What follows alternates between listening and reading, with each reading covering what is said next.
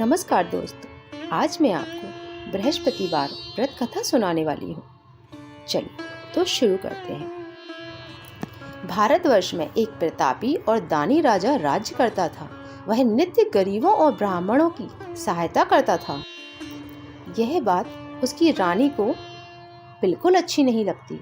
वह ना ही गरीबों को दान देती और ना ही भगवान की पूजा करती, और राजा को भी दान देने के लिए मना करती थी। एक दिन राजा शिकार खेलने वन को चले गए तो रानी महल में अकेली थी। उसी समय बृहस्पति देव साधु वेश में राजा के महल में भिक्षा के लिए आए और भिक्षा मांगी। रानी ने भिक्षा देने से इनकार कर दिया और कहा, हे साधु महाराज, मैं तो दान पुण्य से तंग आ गई हूँ। मेरा पति सारा धन लुटाते रहता है। मेरी इच्छा है कि हमारा धन नष्ट हो जाए, फिर न रहेगा बांस न बजेगी बांसुरी। साधु ने कहा, देवी तुम तो बड़ी विचित्र हो।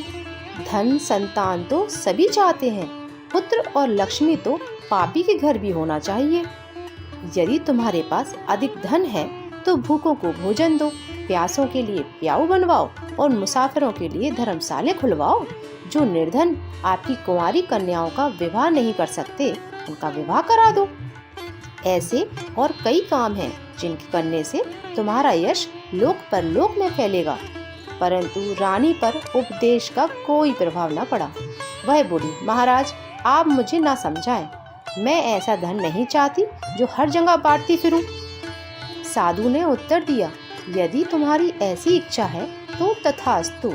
तुम ऐसा करना, बृहस्पतिवार को घर लीप कर पीली मिट्टी से अपना सिर धोकर स्नान करना, भट्टी चढ़ाकर कपड़े धोना। ऐसा करने से आपका सारा धन नष्ट हो जाएगा। इतना कहकर साधु महाराज वहां से अलोप हो गए। साधु के अनुसार कई बातों का पूरा करते हुए रानी को केवल 3 बृहस्पतिवार ही बीते थे कि उसकी समस्त धन संपत्ति नष्ट हो गई। भोजन के लिए राजा का परिवार तरसने लगा। तब एक दिन राजा ने रानी से बोला कि हे रानी, तुम यहीं रहो, मैं दूसरे देश जाता हूँ, क्योंकि यहाँ पर मुझे सभी लोग जानते हैं, इसलिए मैं कोई छोटा कार्य नहीं कर सकता। ऐसा कहकर राजा परदेश चला गया। वह जंगल से लकड़ी काट कर लाता और शहर में बेचता। इस तरह वह अपना जीवन व्यतीत करने लगा। इधर राजा के परदेश जाते ही रानी और दासी दुखी रहने लगी। एक बार जब रानी और दासी को 7 दिन तक बिना भोजन के रहना पड़ा तो रानी ने अपनी दासी से कहा, हे दासी, पास ही के नगर में मेरी बहन रहती है। वह बड़ी धनवान है। तू उसके पास जाकर कुछ ले आ ताकि थोड़ी बहुत गुजर बसर हो जाए। दासी रानी की बहन के पास गई। उस दिन गुरुवार था और रानी की बहन उस समय बृहस्पतिवार व्रत की कथा सुन रही थी। दासी ने रानी की बहन को अपनी रानी का संदेश दिया, लेकिन रानी की बड़ी बहन ने कोई उत्तर नहीं दिया। तब दासी को रानी की बहन से कोई उत्तर नहीं मिला तो वह दुखी हुई और उसे क्रोध भी आया। दासी ने वापस आकर रानी से सारी बात कही। सुनकर रानी ने अपने भाग्य को कोसा। उधर रानी की बहन ने सोचा कि मेरी बहन की दासी आई थी, परंतु मैं उससे नहीं बोली, इससे वह बहुत दुखी हुई होगी। और पूजन समाप्त करके वह अपनी बहन के घर आई और कहने लगी, हे बहन, मैं बृहस्पतिवार का व्रत कर रही थी। तुम्हारी दासी मेरे घर आई थी, परंतु जब तक कथा होती है तब तक ना तो उठते हैं और ना ही बोलते हैं, इसलिए मैं नहीं बोली। कहो दासी, क्यों गई थी? रानी बोली, बहन तुमसे क्या छिपाऊं, हमारे घर में खाने तक के अनाज नहीं है। ऐसा कहते कहते रानी आंखों में आंसू भर आए। उसने दासी समेत पिछले 7 दिन में भूखे रहने की कथा सुनाई। बहन को विस्तार पूर्वक सुना दी। उसने दासी समेत पिछले 7 दिनों से भूखे रहने तक की बात अपनी बहन को विस्तार पूर्वक सुना दी। रानी की बहन बोली, देखो बहन, भगवान बृहस्पति देव सबकी मनोकामना को पूर्ण करते हैं। देखो, शायद तुम्हारे घर में अनाज रखा हो। पहले तो रानी को विश्वास नहीं हुआ, पर बहन के आग्रह पर उसने अपनी दासी को अंदर भेजा। उसने सचमुच अनाज से भरा एक घड़ा मिला। यह देखकर दासी बड़ी हैरान हो गई। दासी रानी से कहने लगी, हे रानी, जब हमको भोजन नहीं मिलता तो हम व्रत ही तो करते हैं, इसलिए क्यों ना इनसे व्रत और कथा की विधि पूछ ली जाए ताकि हम भी व्रत कर सके। तब रानी ने अपनी बहन से बृहस्पतिवार के बारे में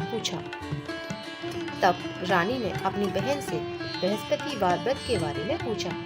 उसकी बहन ने बताया, बृहस्पतिवार व्रत में चने की दाल, मुनक्का से विष्णु भगवान का केले की जड़ से पूजन किया जाता है।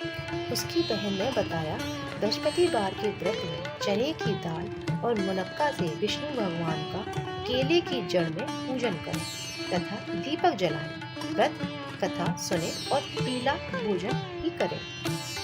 इससे बृहस्पति देव प्रसन्न होते हैं। व्रत और पूजन विधि बताकर रानी की बहन अपने घर लौट गई। 7 दिन बाद जब गुरुवार आया तो रानी और दासी ने व्रत रखा। घुड़साल में जाकर चना और गुड़ लेकर आई, फिर उससे केले की जड़ तथा विष्णु भगवान का पूजन किया। अब पीला भोजन कहाँ से आए, इस बात को लेकर दोनों बहुत दुखी थी। क्योंकि उन्होंने व्रत रखा था, इसलिए बृहस्पति देव उनसे प्रसन्न थे।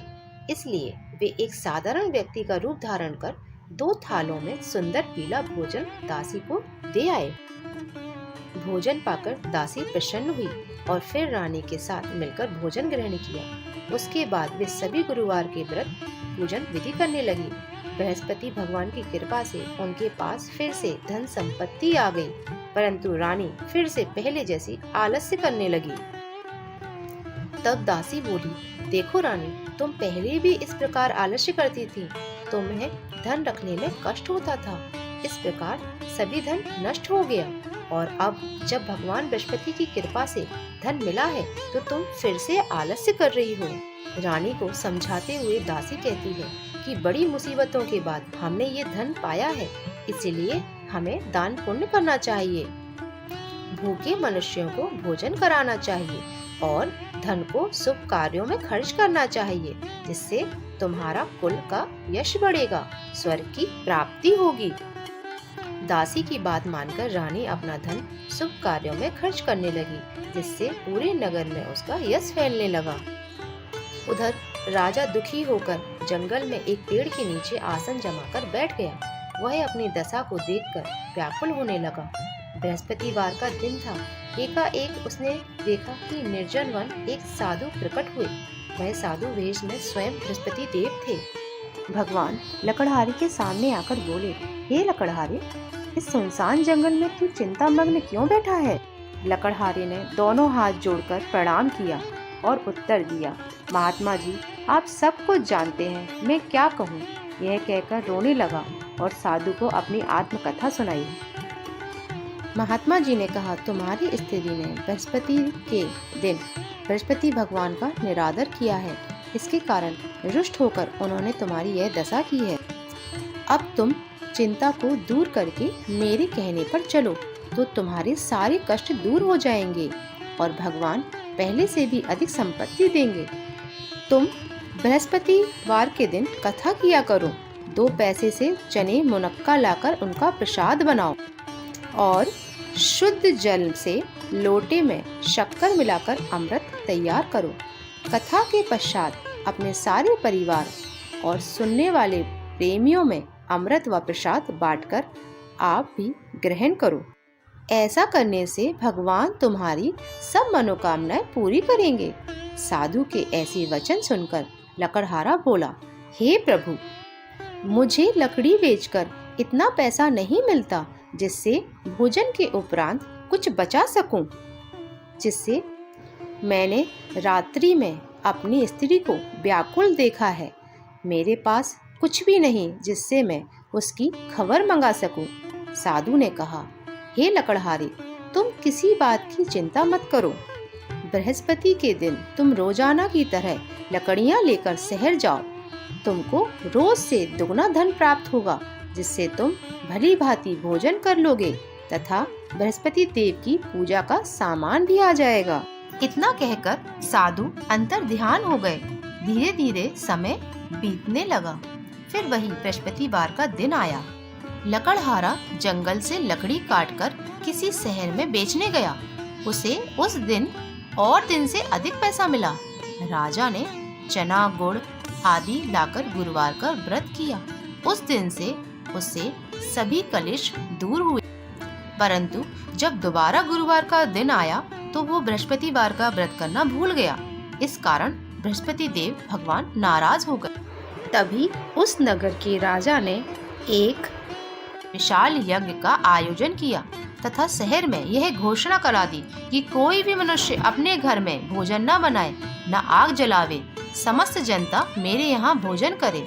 इस आज्ञा को जो ना माने उसे फांसी दे दी जाए। इस तरह की घोषणा संपूर्ण नगर में करवा दी गई। राजा की आज्ञा अनुसार शहर के सभी लोग भोजन करने आए, लेकिन लकड़हारा कुछ देर से पहुंचा, इसलिए राजा उसको अपने साथ घर ले आए। ले जाकर भोजन करा रहे थे तो रानी की दृष्टि उस खूंटी पर पड़ी जिस पर उसका हार लटका हुआ था। वह वहां पर दिखाई नहीं दिया। रानी ने निश्चय किया कि मेरा हार इस मनुष्य ने चुरा लिया है। उसी समय सिपाहियों को बुलाकर उसको कारागार में डलवा दिया। जब लकड़हारा कारागार में पड़ा गया तब वह बहुत दुखी होकर विचार करने लगा कि न जाने कौन से पूर्व जन्म के कर्म से मुझे यह दुख प्राप्त हुआ, और उसी साधु को याद करने लगा जो कि जंगल में मिला था।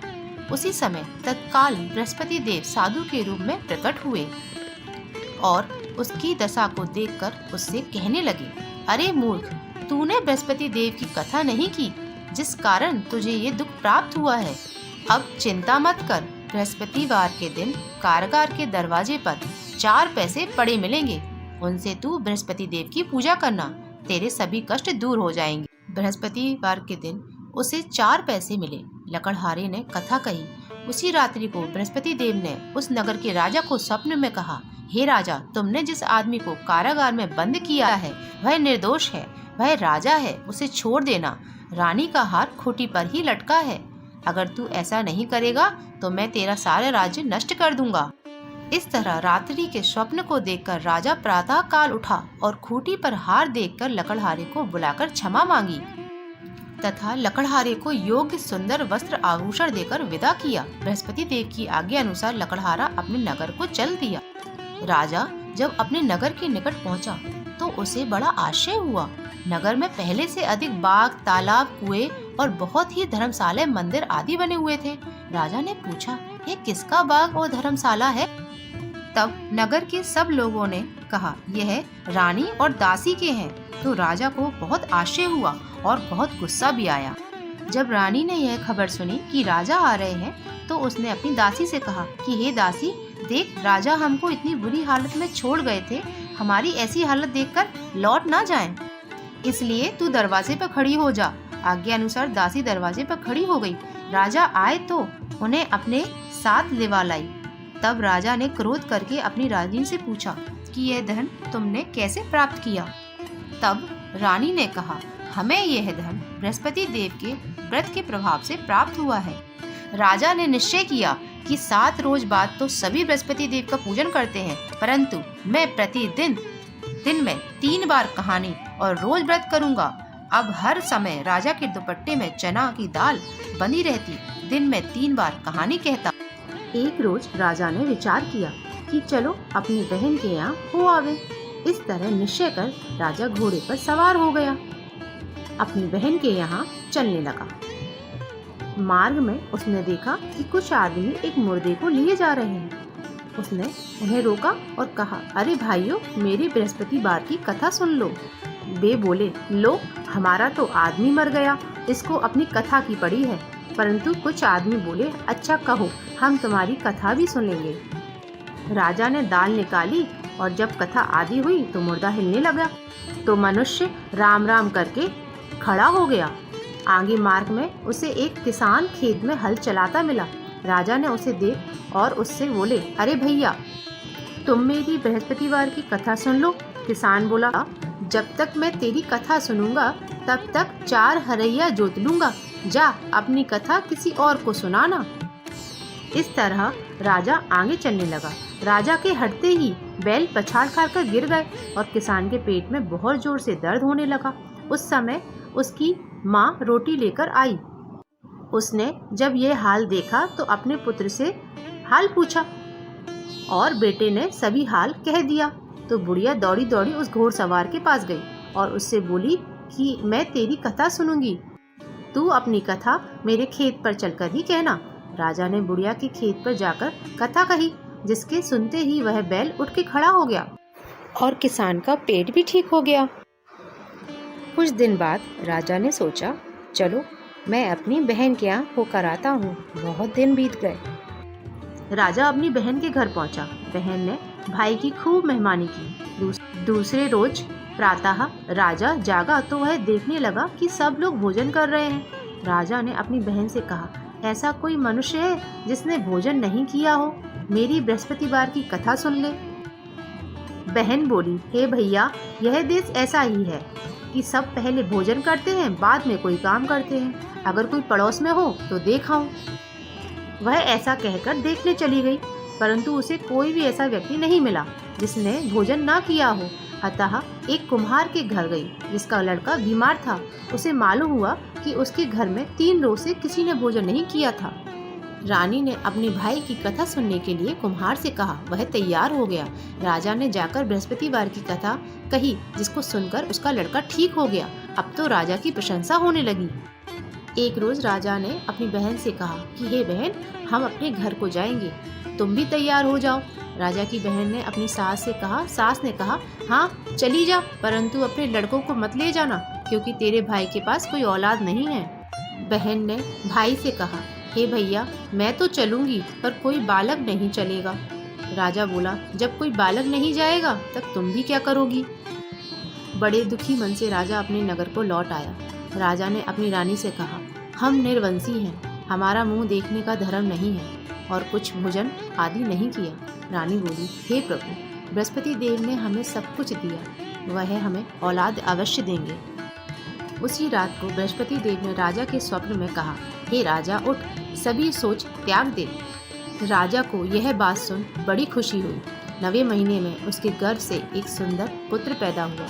तब राजा बोला, हे रानी, स्त्री बिना भोजन के रह सकती है, पर बिना कहे नहीं रह सकती। जब मेरी बहन आवे तुम उससे कुछ कहना मत। रानी ने सुनकर हाँ कर दिया।